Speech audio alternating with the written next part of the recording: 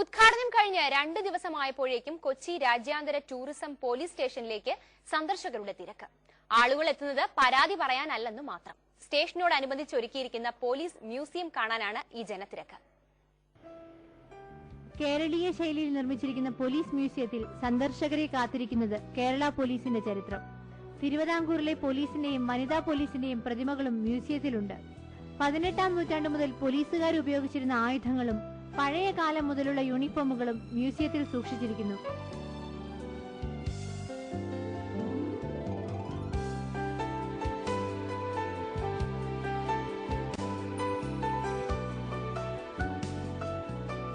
കേരളത്തിലെ പോലീസ് സേനയുടെ ചരിത്രം സഞ്ചാരികളുമായി പങ്കുവെക്കുന്നതിനൊപ്പം സൗഹൃദാന്തരീക്ഷം സൃഷ്ടിക്കുക എന്ന ലക്ഷ്യമാണ് സ്റ്റേഷനോട് ചേർന്ന മ്യൂസിയം എന്ന ആശയത്തിന് പിന്നിൽ. കമ്മീഷണർ മനോഹരൻ സാറിന്റെ ഒരു പുതിയ കൺസെപ്റ്റ് എന്ന് വേണമെങ്കിൽ പറയാം.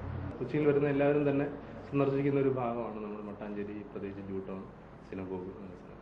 ഇവിടെ നമുക്ക് സർക്കാരിന് അല്ലെങ്കിൽ പോലീസിനുണ്ടായിരുന്ന ഒരു 15 സെന്റ് പ്രോപ്പർട്ടി.